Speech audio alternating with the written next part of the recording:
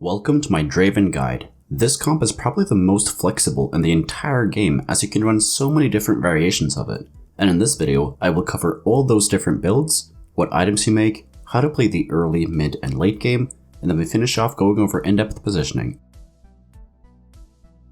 The build is extremely flexible as the only units you really need are Draven, Mordekaiser, and Rise. Mordekaiser provides frontline and 2 legionares, which is crucial as it gives Draven more attack speed as well as sustain. Rise is a forgotten unit. He also provides great CC and anti-assassin peel. We also want to have 3 forgotten in when we're playing Draven, so the last core unit is either Thresh, Hecarim, or Viego. A level 8 build I commonly end up with is this. Here we have Rel and Nautilus for generic frontline that provides CC. Diana and Viego give us backline access and more CC. Rise and Lulu give us mystics as well as anti-assassin peel, and Draven is our main carry while Mordekaiser is our secondary carry. Another variation is this. Here we have 4 Dragonslayers to make the Mordekaiser more of a threat, and in general just get more damage into our team. Another variation is this. Here we have Ivern and Volibear for more CC, while also shredding shields. And another variation is this, where we are running 4 knights to get slower fights, and also to have Darius for the armor shred. A question you might have is why not play 6 Forgottens? And the answer is quite simple. It is not that strong unless you have at least 3 or more shadow items. This is because we have to run some relatively low value units that just end up being synergy bots. But a 6 Forgotten board can look something like this, and you can replace Diana for any other unit you want to. If this was a bit confusing to you or you are a newer player, I recommend you just stick to this variation until you get more comfortable with the comp. I will go more in depth on which are the variations you want to run in the different situations in the late game part of the video. Draven is our main carry, so we prioritize making items for him first. He has 1 core item, and that is Infinity Edge or Shadow IE, which one you go for depends on your 3rd item as well as your comp. The 2nd item you want to build is either Last Whisper. This is to shred armor from the target Draven is attacking. With IE, we're shredding armor 100% of the time when auto-attacking, so we're bursting down targets a lot faster than without it. The 3rd item wants to be a defensive item, and which one you go for will depend on which IE you built, as well as your team. But the 3 best ones by far are regular BT, either RFC, or GA. Bloodthirster is great if you build Shadow IE, and if you don't have a lot of healing or shielding from Taric or Rel in your team. It's also great to counter splash damage from Spellweavers, Karma, or Assassins. RFC is great as it gives you 1 extra range, which prevents Draven from walking up into the frontline, and it also gives him a bit more attack speed. GA is great to counter Assassins in case you didn't hit Rise or Lulu, and or you want to run other units instead. Some replacement items that can also work are any Giantslayer, any Hand of Justice, Shadow Zeeks, or any Deathblade. After we have made Draven items, we want to build items for Mordekaiser. He wants tank and AP items like any Warmogs, QSS, any Jewel Gauntlet, any Deathcap, any Dragonclaw, any Bramblevest, Titans, any Hand of Justice, or Gunblade. As you can tell, he can use a lot of different items, but the best ones on him by far are any Warmogs, as his shield scales with max HP. Some other good items for this comp is any blue buff on Viego or Rise, any Sojourn on Rise, Lulu, Kindred, or Thresh, as well as any Frozen Heart on Diana or Viego. The carousel priority for this comp is Glove, Sword, Belt, then Bow.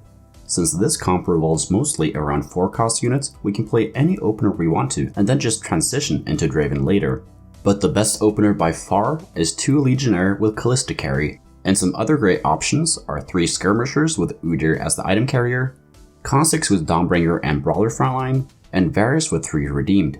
Once we have found our comp, we need to make items, and as a general rule, we want to make an item if we have 4 or more components.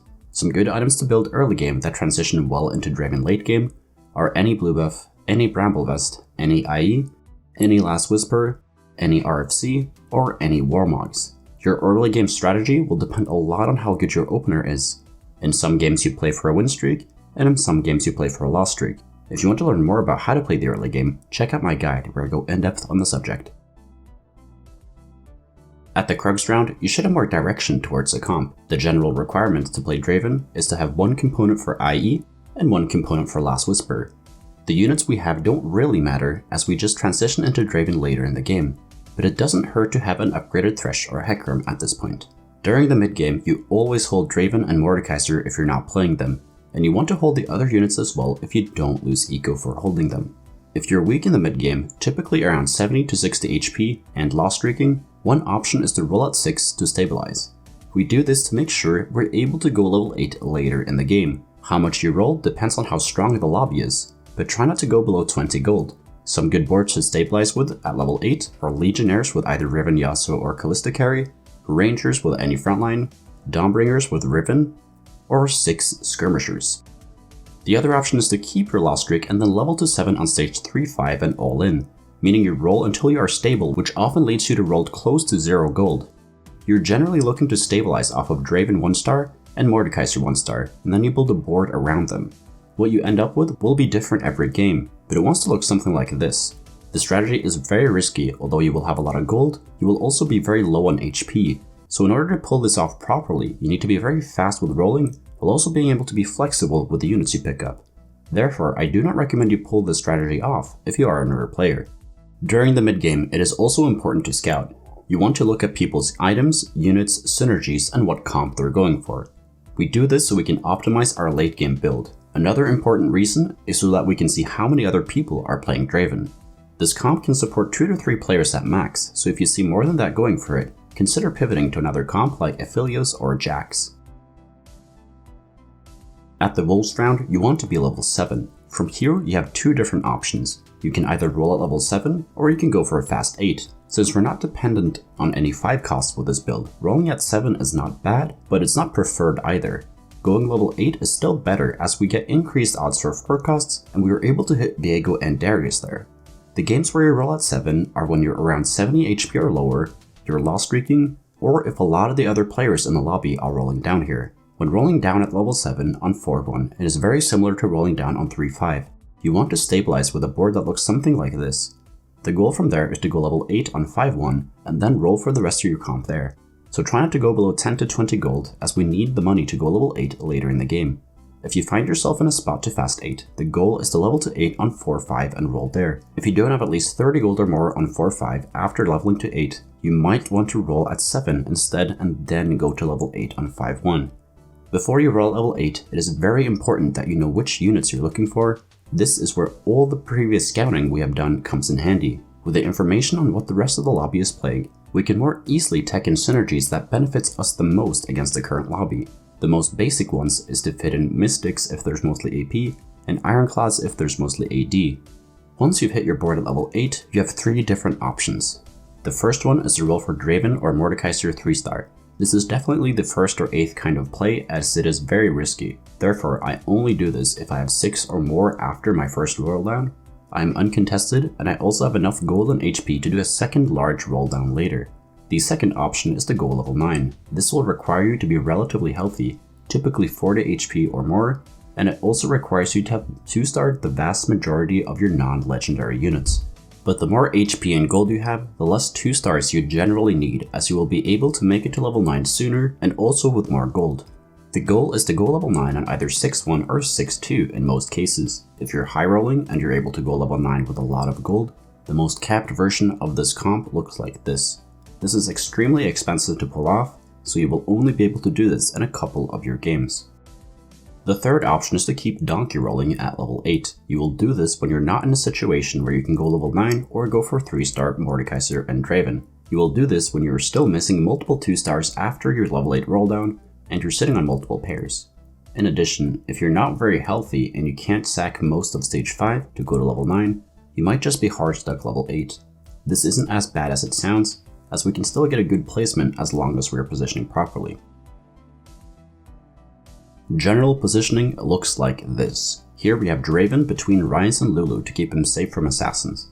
We can't corner Draven unless he has RFC, since he only has a 3 hex attack range. Also, if we keep Draven closer to the middle, we will prevent him from walking into the middle of the map in order to reach new targets, and he actually stays in the backline. Viego and Diana want to be on the same side as the enemy carries. Rel is more to the left side in order to shield Draven. Nautilus is on the other side of Mordekaiser to keep him a bit more safe. Against the first guy, the big threat is Jax as well as the assassins. We have Nautilus on the far left side to stun Jax. Viego is on the left side so he lands and steals the Jax. Diana is a bit closer to the middle to stun the Mordekaiser. Rel is in the middle to stun the enemy frontline and also to shield Nautilus and Mordekaiser. Ryze is in front row to stay away from assassins and also to ult the entire enemy frontline on his second cast. Draven and Lulu are right side to be away from the assassins. Against the second guy, the big threat is Heimer and Volibear. We have Mordekaiser on the right side so he doesn't get his shield shredded by Volibear. Draven, Lulu, and Ryze are on right side to also not get hit by Volibear. Nautilus is on the left to Volibear to force him to ult away from our team. Rel is next to Nautilus to stun both Garen and Volibear. The assassins are jumping and trying to land on the Heimerdinger. Against the third guy, the big threats are the Rangers. We have Diana to jump into the backline. Viego is trying to steal Ashe, as Varus is boxed in so he can't reach him. Nautilus is getting Zephyr'd, Rel is stunning the backline as the distance to Draven and our Mystics is quite short. Ryze and Lulu are dealing with Diana, and Draven is a bit out of range so he doesn't get hit by her. Against the fourth guy, the big threats are Yasuo and Aphelios. Viego is jumping to steal Yasuo, Ryze is stunning Yasuo, Nautilus is also stunning Yasuo and Lee Sin. Rel is next to stun the entire enemy frontline. Mordekaiser is right side to protect Draven and the Mystics. Diana is jumping Aphelios to make sure Mordekaiser doesn't get bursted down. Thank you so much for watching. If you learned something, please leave a like and subscribe to the channel. Comment down below what video you want me to make next. And if you want to get better at TFT, join the Discord. We got over 3,000 other players there who are hungry to climb. And if you want to get coached by me, the information is over on the Discord server as well. So take care and see you in the next video.